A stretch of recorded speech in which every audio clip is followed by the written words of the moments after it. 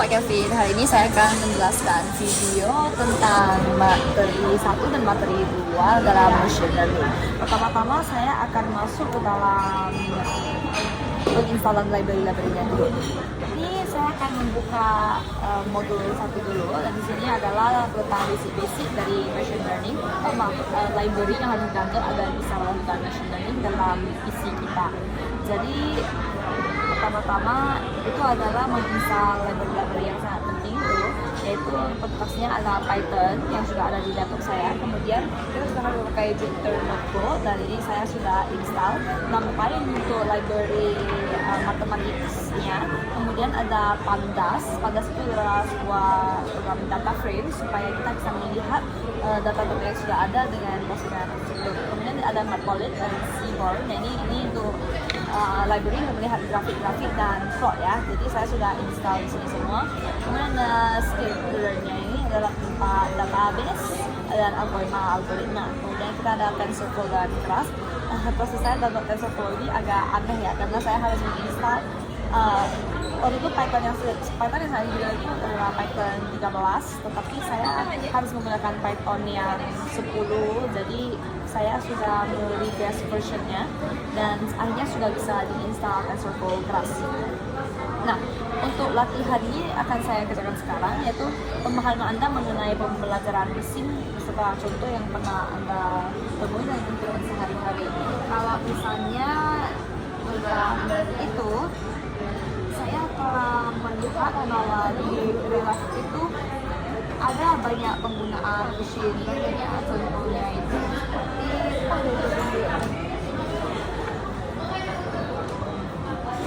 sebentar.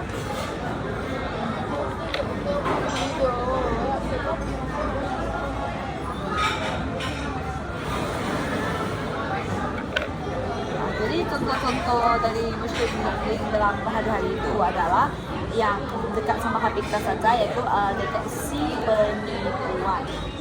Jadi deteksi penipuan ini misalnya kita mau dari bank, atau misalnya ada aplikasi itu yang minta OTP ini, atau dari email terutama, kan sekarang ada nih yang mendetek apakah ini scam atau spamming, dan itu menggunakan machine learning. Kemudian ada juga algoritma yang untuk merekomendasi produk. Jadi ini bisa berupa seperti video-video di YouTube yang kita suka tonton, atau misalnya di Shopee, kalau kita beli ini maka kita akan suka beli yang lain lagi.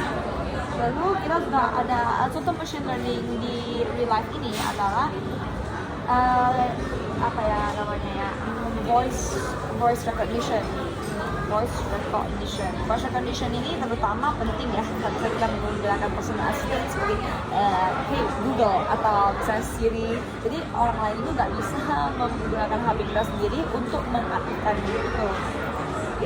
Dan sangat banyak lagi. Sepertinya deteksi dan prediksi cuaca itu juga menggunakan machine learning, di mana mereka melihat data-data yang masa lalu untuk melihat apakah what is more likely to happen in the near future. Oke, jadi saya telah menjelaskan ini. Kemudian bagian 2 sudah saya komplit. Lakukan instalasi terhadap library pada bagian 4. Ini saya bisa tunjukkan dalam hasil install saya di sini. Jadi saya sudah menginstal ini, Python sudah, TensorFlow sudah, NumPy sudah, ya lain-lain lebih sebagainya. Baiklah, sekarang saya akan menjelaskan tentang saya kan sudah membaca nih modul praktek 1 dan modul praktek 2. Modul praktek 2 itu adalah tentang supervised learning ya. Jadi saya supaya menghemat waktu, tadi saya sudah selesai coding. Ini untuk yang kode yang pertama ini berupa sebuah kode untuk menunjukkan bahwa library saya ini telah berhasil diinstal. Jadi saya coba run yang ini dulu ya. Pakai Python ini.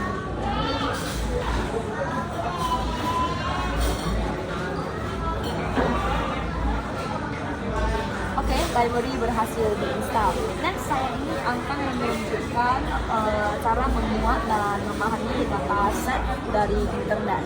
Jadi di dua file ini saya akan mengimport filenya dulu, kemudian saya akan membuat dataset contoh dan supaya kita paham strukturnya, kita menggunakan dataset bunga iris dari sklearn. Kemudian dataset ini saya akan gunakan untuk klasifikasi karena mereka menyediakan data atribut bunga dan sebagainya juga. Coba kita tes runnya.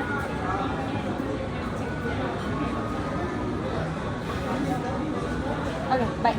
Seperti yang bisa dilihat di sini itu dia ada sample length, dia sample weight, petal length, petal weight, dan species.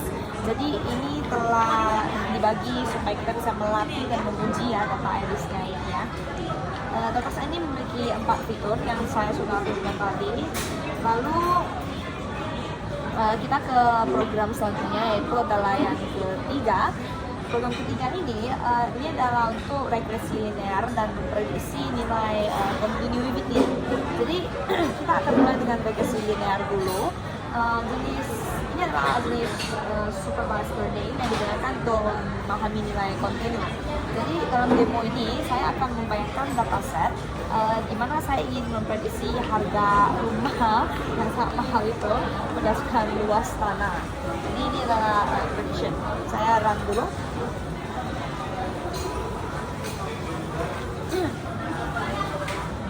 Oke. Jadi ini kan sudah punya data karena datanya saya input di sebelah sini. Setelah saya input di sini, tadi pun saya sudah menaruh supaya bisa melihat regresi linear ini. Jadi kita bisa lihat grafik ini menunjukkan bahwa semakin besar semakin mahal ya, begitu ya. Tapi ini kan yang masih simple. Baiklah, regresi linear ini mencari garis yang paling sesuai dengan titik data yang diberikan. Tapi kan machine learning harus lebih kompleks ya, jadi ini masih awal-awal. Oke. Berikutnya kita ke program selanjutnya. Saya close dulu yang ini. Ini adalah untuk menentukan k nearest neighbors atau KNN untuk klasifikasi. Sehingga kita coba lihat dulu algoritma kita ini. Saya import yang lain-lain dulu seperti biasa. Nah, di sini kita akan menggunakan data iris tadi lagi untuk mengklasifikasikan bunga iris berdasarkan fitur-fiturnya. Yang tadi sepal, petal, width, dan lain-lain itu. Oke, so di sini ada datanya. Lalu ya kita coba run.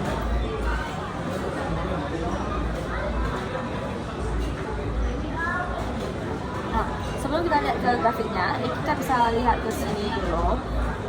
Ini adalah data-data tentang klasifikasinya itu ya. Jadi ini adalah accuracy-nya apakah atau enggak. Kemudian kita juga ada average-nya di sini. So kita coba lihat ke sini dulu. Kayaknya menunjukkan bahwa data-data yang ditujukan dia lebih mengarah ke area sini karena ya milik di situ. Oke, jadi confusion matrix dalam laporan yang ini yang memberi kita sebuah gambaran seberapa baiknya model KNN kita bekerja pada data kajian. Jadi kita akan beri angkanya ini modelnya bagus atau enggak. Oke, next adalah program terakhir kita yang akan saya demonstrasikan hari ini. Ini adalah sebuah demonstrasi untuk decision tree untuk klasifikasi. Model terakhir ini adalah menggunakan struktur pohon karena decision tree namanya ya, untuk mengambil keputusan berdasarkan nilai dari fitur. Fitur-fitur seperti ya sepal, petal tadi. Jadi decision tree itu mudah diimplementasikan dan divisualisasikan sebagai ini dia seperti pohon, jadi mudah divisualisasikan dan karena itu dia jadi sesuatu yang populer karena gampang dijelaskan. Kita coba demonstrasikan saja. Ini adalah kode saya, jadi sudah ada data-datanya di sebelah sini. Saya juga sudah menggunakan prediction tree modelnya. Saya jalan dulu.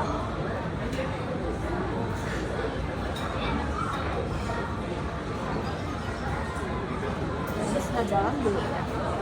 Selesai.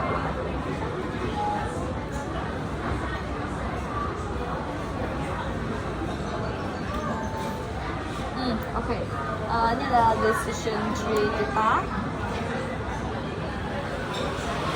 Ya, versionnya itu 0.5. Decision support. Visualisasi decision tree ini menunjukkan sebuah urutan keputusan yang diambil model untuk mengklasifikasikan setiap big data. Model ini jelas dan mudah dipahami, jadi banyak yang suka menggunakan. Oke, jadi dalam video ini kita telah menjelaskan bahwa saya telah menjelaskan bahwa ada 3 model yang berbeda, yaitu regresi linear, decision tree, sama KNN ya, untuk melihat klasifikasi big data yang berdekatan. Jadi ini adalah model-model yang basic dalam machine learning dan merupakan titik mulai machine learning di sini. Baiklah, itu saja dari saya. Terima kasih.